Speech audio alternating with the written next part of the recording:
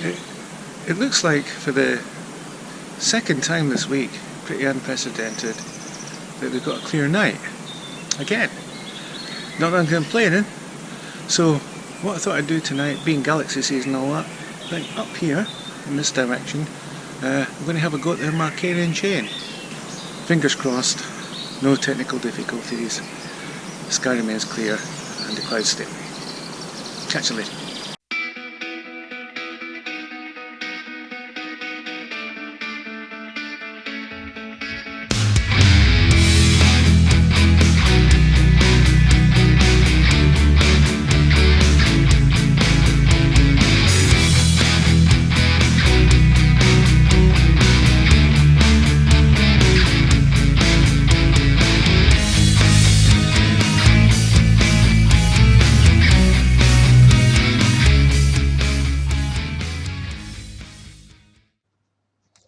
So, Markarian's chain, it's a group of galaxies which are part of the Virgo cluster, and a line of sight effect means that when viewed from the Earth, they appear to sort of line up. They appear in a line, and hence the name they were given.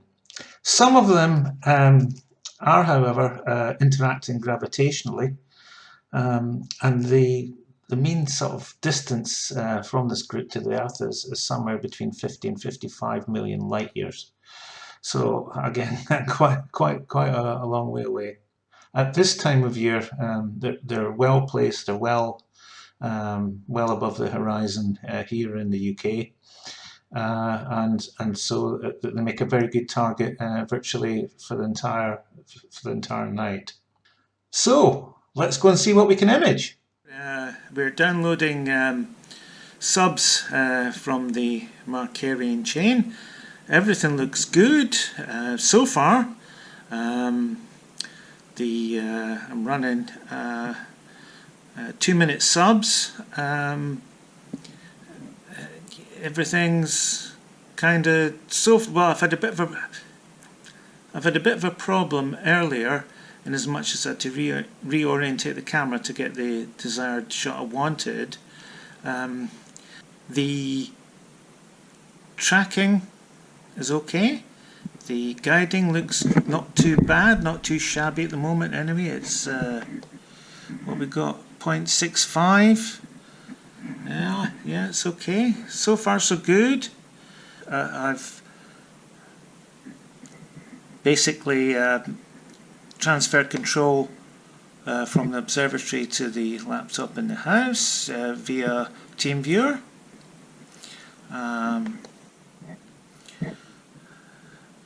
Let's just see let's just see how long our luck holds out here. Like I say, it's another very clear night. Probably the third night this week, and that was just something of a rarity here in the UK. Well, certainly in Northern England anyway. So I'll keep you posted. Let's see how the evening develops. Yeah, he's come to supervise. He's come to make sure that everything is going according to, haven't you? Yeah. Supervise the session, haven't you? Things are still going well. There's some weird thing appearing in the line of sight though. It seems to have gone now. Yeah, it's just over here. I don't know what the hell this is, but it's taken about 5 minutes. No, about 10 minutes to cross the field of view. It's weird. We'll have a look at that later. But other than that, yeah, let's see. Yeah, we've got a total guiding error of 0.57, 0.58. Stars look good. They look focused. Yeah, so far so good. Yep. The subs are coming in. All looks good. So everything looks good. So it's time for a slurp. Here's to continued clear skies this evening and zero technical problems. Cheers. Okay, so here we are in good old PixInsight. Here is one of the subbrains we took of the Markarian chain. You can see the galaxies spread roughly along this line, and also here and here. So I had about, oh gosh, if I recall, it was about 63 subs, each 2 minutes long. Performed the usual integration and calibration using darks and flats.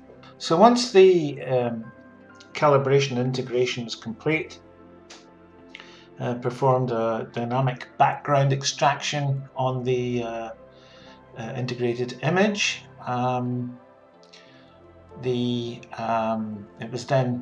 image was then color calibrated.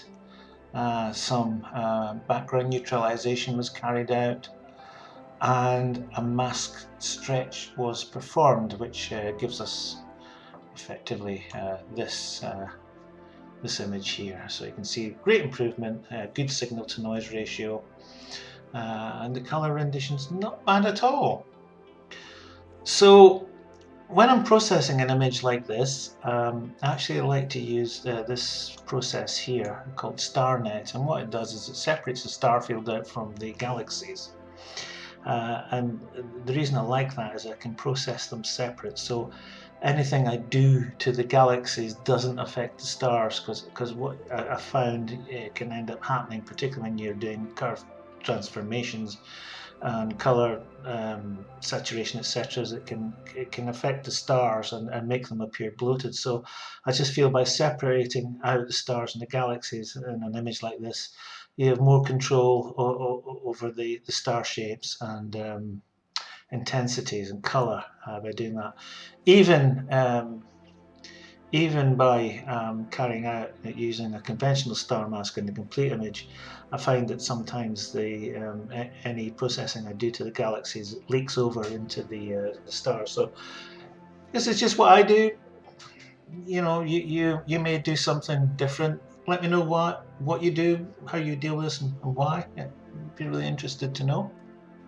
So to separate the different components of the image out, you simply pull up StarNet and make sure that you tick the create star mask, and basically just apply it. So what you end up with next is effectively, as I said, two images. One with just the star field, which has been subtracted from the main image, just leaving the galaxies. So what I've done in this particular image, as I've done some curve transformation in the different color channels, done a little bit of saturation on the galaxies here. I've performed minimal processing on the stars. I've done a morphological transformation to actually sort of reduce their size a little bit. I've performed a curve transformation to increase the saturation slightly, and otherwise that's it. Okay, so to recombine these images once each component's been processed, simplicity itself. All you do is from the process list, you pull up pixel math. Now I can hear some people sort of groaning at the prospect of this. It's really simple. This part of the process is you simply tell pixel math to add this image to that image, and all you have to do is get the name of the file. Now you have to do it exactly or it will fail. Usually if pixel math fails, it's because you've typed something in wrong. You've maybe used a capital instead of a lowercase, and so on and so forth. So basically, all we're saying here is take the light binning 1 integration DBE image, which is that, and then add it to star underscore mask. And simply press this. And as you see, it's combined everything over here. Easy. Okay, so what we've got now is the two components which have been processed recombined into the one image. And we can do some further processing on this.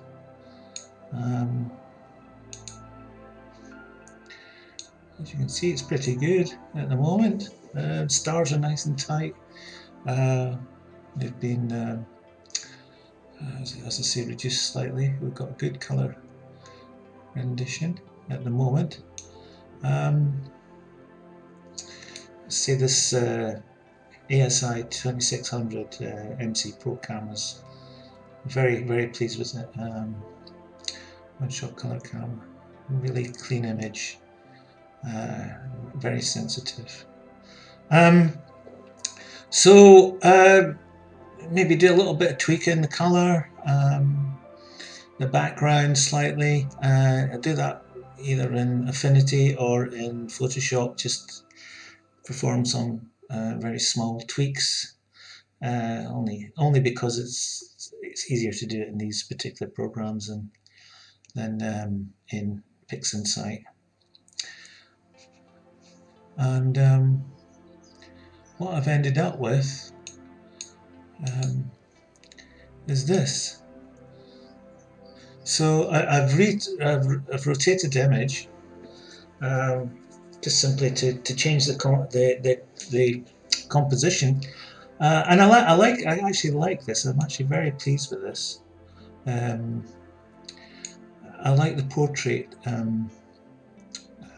configuration or format of the image, plain and simply because it makes it look like it's sort of cascading down from left to right, and very pleased with this actually. And the little tweaks I've done in the colour and saturation have come out really well here.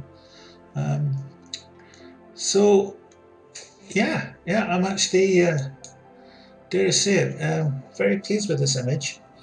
It's actually, although it looks quite a simple image to process, it's quite tricky getting the colour balance right, and making sure that as I say, there's a good balance between the stars and the background. But generally, quite pleased with this. I'd like to know what you think.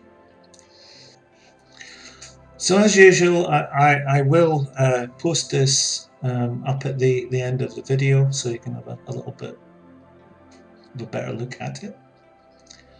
But like I say, generally quite pleased with this image.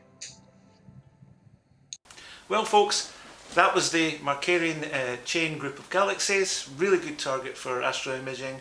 Very pleased with the results, particularly with the ASI 2600 MC Pro camera. As I said in the description of the video, I have no financial affiliation to any of the products I might mention, just to say that I really enjoy using that camera. I hope you've enjoyed the video, and if you liked it, please give us the thumbs up, and also please consider pressing the subscribe button. It just means that you'll get heads up when I publish any similar content. It doesn't cost anything. So thanks again for watching, and meantime, keep watching the skies.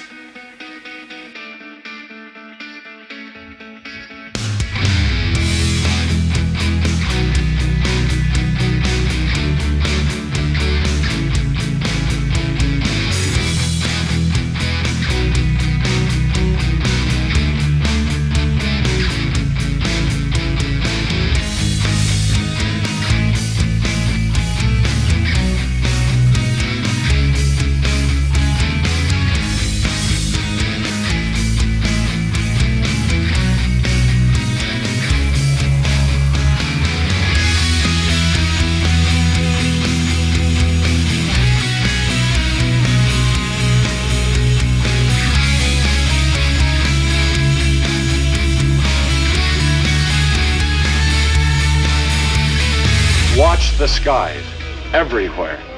Keep looking. Keep watching the skies.